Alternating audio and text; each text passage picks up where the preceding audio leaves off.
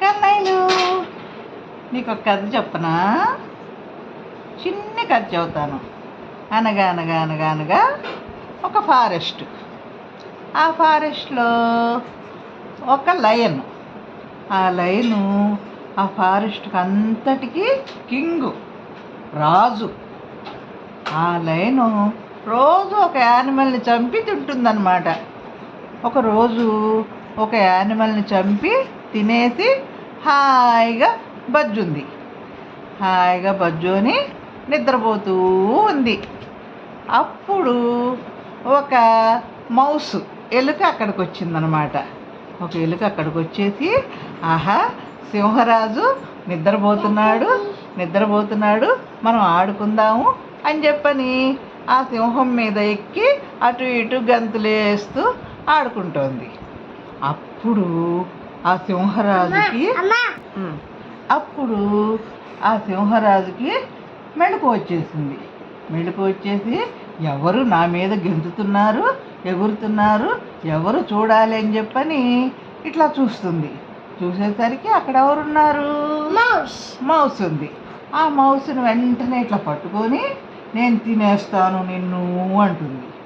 అప్పుడు ఆ ఎలుక, వద్దు రాజా, వద్దు, నన్ను తినొద్దు, నన్ను వదిలిపెట్టు అంటుంది. అప్పుడు ఆ లయన్ ఏముంటుంది? లేదు, నీకెంత ధైర్యం, నా మీద ఎగురుతావా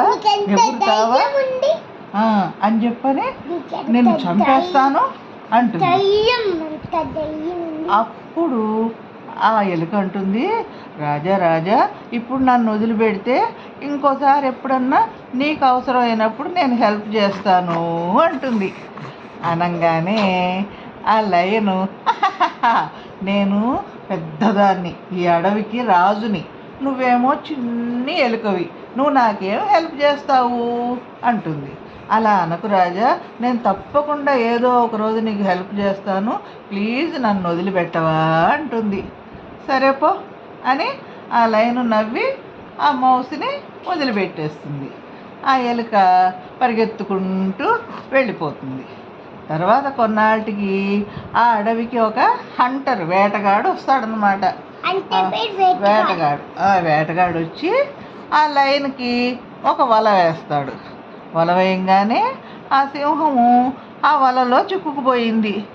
పాపం బయటికి రాలేక అయ్యో ఎట్లా, నేను ఇందులో ఇరుక్కుపోయాను, ఈ వేటగాడేమో నన్ను తీసుకెళ్ళి జూలో పెడతాడు, ఎట్లాగూ అనుకుంటూ ఉంటుంది.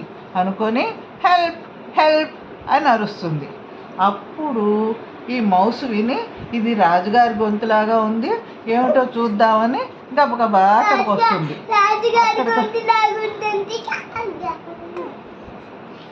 అక్కడికి వచ్చేసరికి అప్పుడు రాజుగారు వలలో చిక్కుకొని ఉంటారు. అప్పుడు ఆ మౌస్ అంటుంది, రాజా, మీరు భయపడకండి, నేను మిమ్మల్ని రక్షిస్తాను అంటుంది.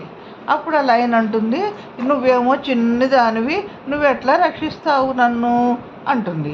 అలా అనకండి రాజా, నేను మిమ్మల్ని రక్షిస్తాను అని చెప్పి ఆ మౌసు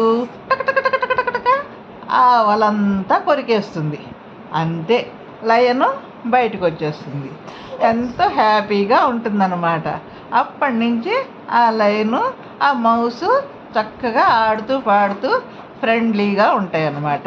ఇది కథ.